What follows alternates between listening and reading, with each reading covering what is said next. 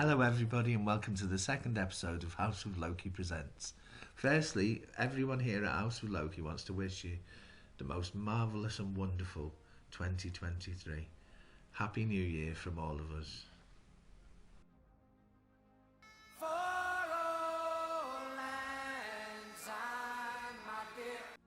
This episode includes gorgeous readings from our second quarterly anthology, Magic, Mischief and Mayhem.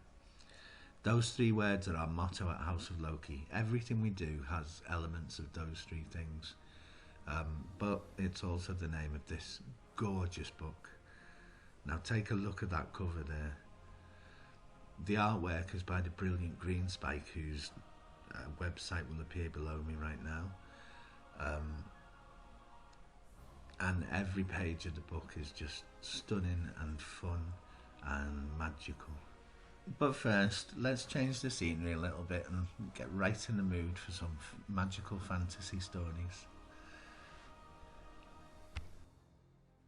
First up is our good friend Gary Rubidge with an excerpt from his story, Billy the Creature. I absolutely love this story. Billy appears from nowhere and has to find out who he is and why he exists. It's just magical and funny and cheeky. You'll love it. So here's Gary with a small excerpt for you. Hello, my name's Gary Rubidge, and I have a story called Billy the Creature, which is in the current House of Loki book, Magic, Mischief and Mayhem. My story is about a creature called Billy who has just been called into existence. He doesn't know how or why, and he is very lucky that there were two witches who saw him being called into existence. The two witches have come to help him as they are about to be chased by a crowd of people who had also seen Billy called into existence, so they needed to escape. So I'll pick up the story from that point. The kind lady wanted her blanket and was calling out to Billy to give it back, but he decided he needed it more than she did. I wish they wouldn't follow us, Kelly puffed between breaths as she ran across the road. Billy thought that was a good idea, and suddenly a big gust of wind blew the people over who were chasing them. By the time the wind died down and the people climbed back to their feet, Billy, Kelly and Shelley were out of sight. When they reached the back garden of the house, Shelley stopped running and began looking for any danger. Billy was still looking behind himself, and he ran into Kelly, who had stopped and was staring at a ring of toadstools in the far corner. "Look," Kelly pointed at the ring. "That can't be good. Do you think that was where the goblin went?" Shelley was convinced nobody had followed them. She glanced at the ring of toadstools and shivered. "Yes, I think that is exactly where it went." Then she turned to Billy, who was also staring at the ring. "How did you do that?" "Do what?" Shelley pointed back to where they had just been. "Make that wind knock those people over." Billy shrugged his shoulders. "When Kelly said she didn't want them to follow us, I thought it was a good idea, and it happened." The two girls knowingly nodded at each other, a worried look across their faces. The sort of look that parents give at each other when a child has done something wrong that the parents didn't believe the child would do. Billy was worried. Why? Was it bad? Shelley answered, "Because and probably." Kelly continued, "It's not normal for magical people to think something and for it to happen. They need to cast a spell, and you're not even a magical person. You're not supposed to be that strong with magic." Billy suddenly realized he was different to the girls. He had a big belly, webbed feet. His ears were pointed, and he had no hair. Billy slowly touched his mouth with his hands and felt fangs on either side. He stared at his hands and noticed that they looked like the girls' hands. "Also, real humans can't see magical creatures. They are blind to them," Shelley added. "So we need to get you to a witch or a wizard to discover why you are different." This scared Billy, and he wanted to run away. But Kelly seemed to understand. "It's okay. Don't go away. We won't hurt you. We want to help you." And I will leave you to read the book and find out what happens to Billy, Shelley and Kelly. Thanks a lot for that marvellous reading, Gary. And you all just itching to see what happens next. I'm dying to read it, and I've already read it. Next up, we have Lady Lindsay Holloway, what, and she's reading an excerpt from her story, The Librarian and the Lost Prince. She has a gorgeous main character called Margaret, who's a dragon.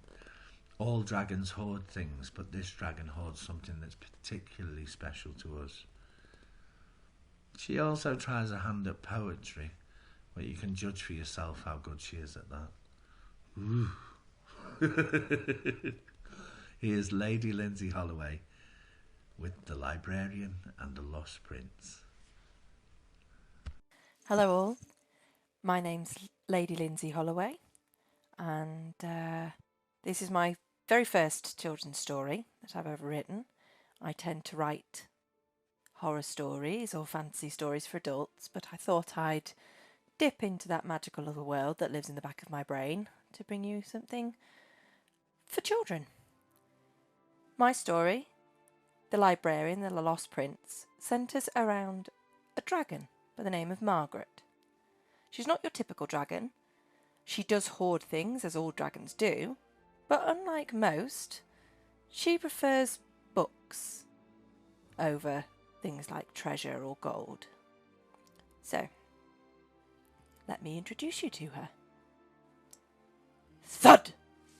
Margaret shot up in her bed, flailing as a duvet caught in her claws, leaving her wrestling with the goose-down octopus trying to drown her while some nameless horror stomped through her home. Finally, she banished the covers from herself, one hand pressed to her chest, her heart thundering so loudly that she was convinced the intruder would be able to hear it.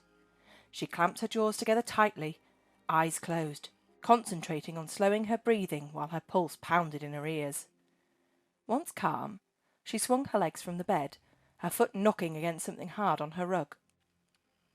Margaret scowled at the dark object, blinking until her once exceptional eyes rid themselves of the drowsy fuzz that remained. Margaret scowled at the dark object, blinking until her once exceptional eyes rid themselves of the drowsy fuzz that remained, only to remember she needed her glasses to see flipping anything these days. "Oh goody, I'm going senile," she sighed, retrieving her spectacles from her nightstand and placing them upon her nose. "That's better." Ah! It was Hephaestus's almanac.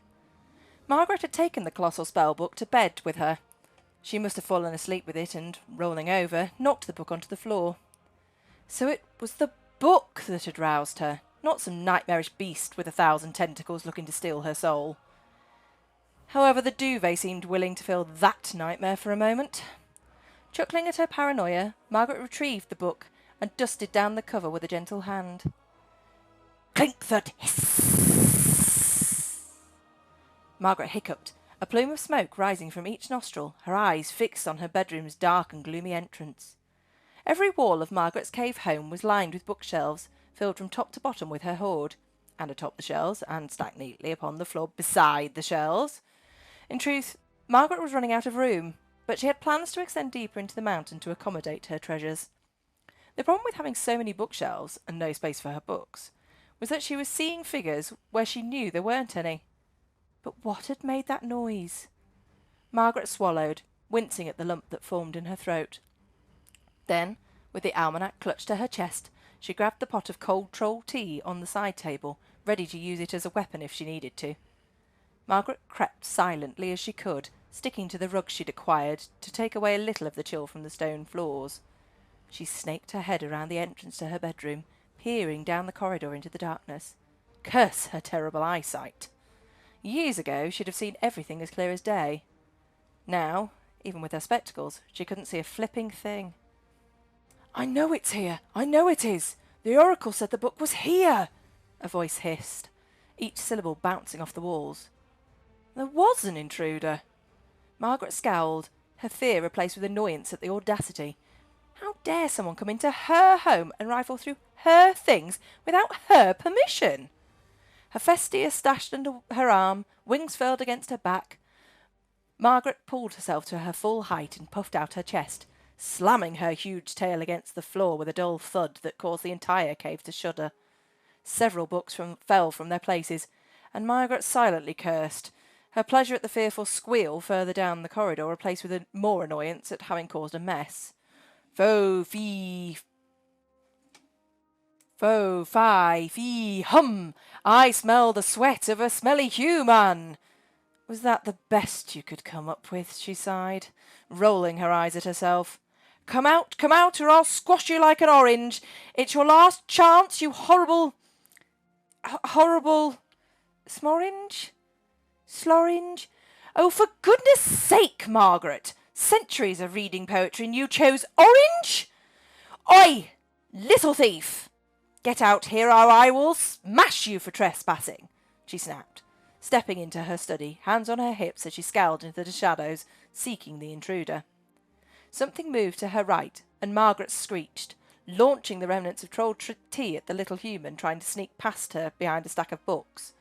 The ice-cold, pungent liquid slapped the unsuspecting boy straight in the face, and he stopped dead in his tracks. Margaret watched as the boy's eyes rolled back in his head as the troll tea filled his nostrils, and then he went stiff and fell backwards. Oh, flip! Margaret winced as he crashed into one of the stacks of books, scattering them across the floor. What a fine mess you've made, she muttered, partly to herself, partly to the unconscious boy. She put down the empty teapot on her desk and curled her tail around the almanac, so that she had both hands free to pick up the poor, wet human. She carried him into the kitchen, placing him in her rocking chair beside the hearth. She tucked a blanket around his shivering frame and relit the now smouldering logs until the fire danced and filled the kitchen with a soft orange glow. Not troll tea, I think. Honestly, I don't know how you humans go through life without it, she snorted as she filled the kettle and placed it over the fire. Margaret tapped a claw upon her kitchen counter and sighed. In all her centuries, Margaret never encountered anyone trying to sneak into her hoard. Plenty of knights attempted to make a name for themselves by taking her head, but none had even come close. And after a while, they just stopped trying. So what was this little weed looking for? It was a scrawny little thing, all gangly limbs, pale skin, with cuts and bruises barely hidden beneath the muck and mire of living on the streets. He was the most unlikely thief she'd ever seen, but she had to hand it to him. He'd been bold.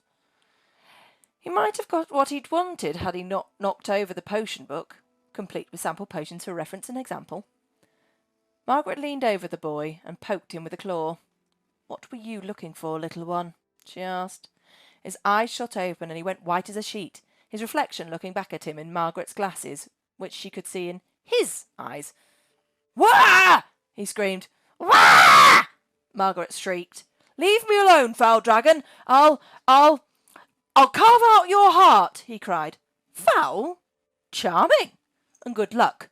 Bigger men with sharper tongues have tried with bigger swords than your non-existent one. I could have eaten you if I'd wanted, but I haven't. So now, what are you doing in my house, and why are you searching through my things? She demanded. I'm looking for a book, and the oracle told me it would be here. Most likely. I have the most extensive collection of the written word there is. What book are you looking for, and why? A book on noble lineages, because I need to prove I am the legitimate heir to the throne, not my terrible uncle. Margaret's heart broke for the boy as he stared at his hands, twisting the blanket she'd covered him in with his hands. I take it he's not a good man. The boy shook his head. Not at all. He killed my father and married my mother while she was pregnant with me. I have her locket and my father's name, but without the book to show a record of my mother being pregnant, I cannot claim the throne. The oracle told me I could find the book here, but I must be quick, as my uncle has been searching your shelves. He has? Margaret squeaked. The boy nodded. How have I never noticed? My uncle is a powerful magician. He owns every spell book ever written except Hephaestus' Almanac of Formidable Conjury, Margaret interjected. How did you know? Because there is only one copy, because the book is so dangerous. And I've only just come into possession of it, she sighed. That would explain why he hadn't found it here yet, and why he's been so angry of late. Does he torment you? Margaret asked. No, the boy shook his head. He believes I'm dead, I think, but I returned to the city to try and reclaim my throne from him, which was when the oracle found me and started to help me. She had a vision that my uncle would find the almanac and cast a spell that would twist the world until it did his bidding. He'd be the most powerful man in existence. With the almanac, he'd be able to end the world entirely, which was why Hephaestia destroyed most of them before her death. It was in destroying these books that she died, drained her of all her magic to rid the world of even half the volumes made. The rest have killed or maimed many great magical beings over the century. Until this last volume, the one now in my possession. We have to destroy it before my uncle finds it. The boy jumped from the rocking chair, blanket discarded at his feet as he looked up at Margaret, leaning back as far as he could to meet her gaze. No! I don't destroy books. On the contrary, I love them and protect them. Words are precious, she protested. Even the dangerous ones, especially the dangerous ones. I know it might not make sense, but they have a place in this world too, and they deserve to be loved without fear of being used. I'll help you with your uncle. I know every book in this collection, so I can find the one you need to prove your lineage, but we will also need a plan for your uncle. I'm Margaret, by the way. Jocelyn. Prince Jocelyn, I suppose, though only by blood at the minute, the boy said sheepishly. Well, little prince, we've got work to do. And if you want to find out what happens, you'll have to read the rest of the book. Thanks, Lindsay. Aren't you already in love with Margaret? She is so adorable, and I'm pretty sure there's going to be lots more stories about her coming from Lady Lindsay Holloway. And hopefully she'll send them all to House of Loki. Next, we've got our fabulous friend Nick Wilkinson. Nick does a lot of the voice work on our trailers because he's just got the most amazing voice. This reading is a poem, but he also has a story in the book. And the poem sort of fits with the story. It fits within the same area of folklore and geographical area. It's very interesting. Both are very interesting. They work very well together. So here's Nick Wilkinson with The Loneliness Birds. There's quite a fowl, quiet and foul, who waddles on this beach. Feathered plume, frown of gloom, completely void of speech. Orange flame cask, crimson mask, creature of the absurd, a flightless, fightless bird of prey, called the loneliness bird. There are countless scales, fins and tails, yet not one friend has he. Each salty tale of wow or whale, that's washed in from the sea, by ocean's flows and undertows and waves that cut and run, are the reason for believin' he is the only one. Yet there is a dance and some chance to wash away the blues. Hop 3 times, singing backward rhymes, then vomit up chartreuse. Brood and gawk, then a silent squawk, and conjure up some charm. Peck and preen, nothing too obscene, on Seco Island's farm. A big stone egg perched under leg gives time for hope to grow. He waits, you see, with faith there'll be someone he'd love to know. Rumbly, tumbly, egg starts quaking as you begin to wake.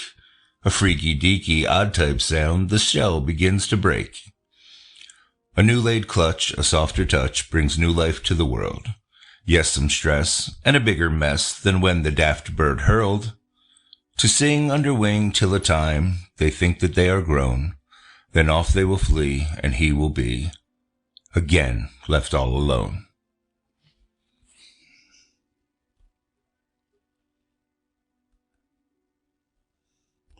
I think there might be some. Thanks a lot, Nick.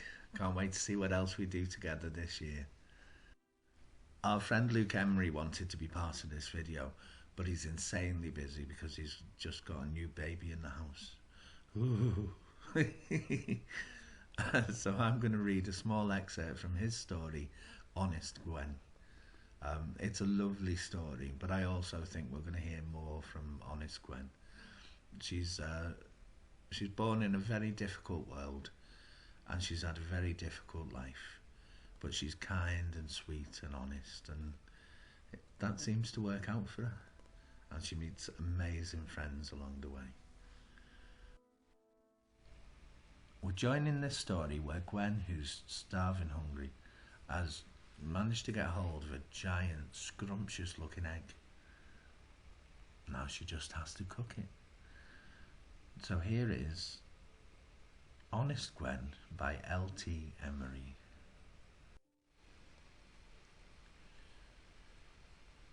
It was finally time to cook her egg. She didn't have the luxury of a pan to boil water in, so instead she took the egg and placed it as close as she could to the fire without burning herself. The green egg shell darkened next to the flames into a deep emerald colour that seemed to shine. It was really rather beautiful, she thought. The deep emerald colour slowly fanned out around the whole egg. She was conscious she didn't want to burn it on one side, so she grabbed a couple of sticks to grip and turn it. As she leaned forward, the egg twitched, just a tiny bit. Worry coursed through her, and an image of the egg exploding sparked through her head. Quickly, she used the stick and pulled away from the flames, turning it in the process. Just another minute, she thought, and I'll take it away to cool. No sooner had she pulled the stick away did the egg twitch once more. Oh God, please don't let this explode. Gwen reached the sticks in another time and pulled the egg away from the fire. Then it started to shake from side to side before an audible pop and crack bloomed. Gwen gasped at the noise and fell backwards slightly. She raised a hand to cover her eyes from the molten egg that was definitely about to rain down on her. The crack ran down around the egg before it ceased moving. A second passed. No explosion. Oh, thank the gods, Gwen muttered. I'm not going hungry tonight. She leant back and sighed with relief. Then the crack did explode in a tiny ball of flame. Gwen let out a scream of surprise and jumped backwards. She shielded her eyes again. When she finally plucked up the courage to move her hands and look at the remains of her dinner, she was dealt possibly the biggest shock of her short life. Sitting just next to the fire was a dragon. An honest to God's dragon. It was the size of a rat. The green dragon spread its small leathery wings and yawned a little puff of smoke. Gwen chuckled, amazed and shocked at what she was seeing. It let out a small mew, as if calling for its mother. So of course Gwen nervously took a step towards the tiny beast, and it mewed once more. Hi there, little guy, Gwen whispered. Oh, don't be scared. She slowly crouched down next to the tiny dragon, noticing its scales glimmering in the firelight. They were as beautiful as emerald jewels on the necklace. The little thing finally opened its small eyes for the very first time, revealing two green pupils that looked as if they could be those of a human being. They were as green and as warm as she remembered her mother's to be. Gwen's heart melted, and she fell in love right there. She sat cross-legged, and the dragon crawled into her lap, curling into a ball of surprisingly smooth scales. It was like having a water skimmer full of hot water in her lap. She lowered a hand to stroke the dragon, and its head shot forward on the neck nearly as long as its body, and bit down on her finger. Gwen let out a startled cry of pain, and the dragon sunk back. She looked at the line of small beads of blood crossing her finger, and then the dragon rose back up, following the finger and the smell of blood. You're hungry, aren't you? She said. Oh, I know. She leant over the dragon. Its inquisitive little eyes followed her every move until she got hold of a coat that had been drying by the fire. She pulled it back and dug through the pockets until she found the package of meat on a stick. I forgot about this, she said. It's only raw, but you can have some.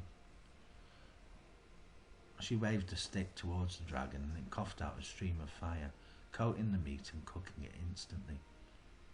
Also nearly singeing off Gwen's eyebrows in the process. She pulled back slightly but laughed as the small dragon reached out and ripped a piece of singed meat from the stick and gulped it down greedily. You're a hungry one, aren't you? I think I'll call you Iggy. The dragon turned and looked at Gwen, cocking his head to one side. You like that name, Iggy? The dragon cocked his head the other way. Gwen squealed in delight. I guess you do. Eat up, Iggy.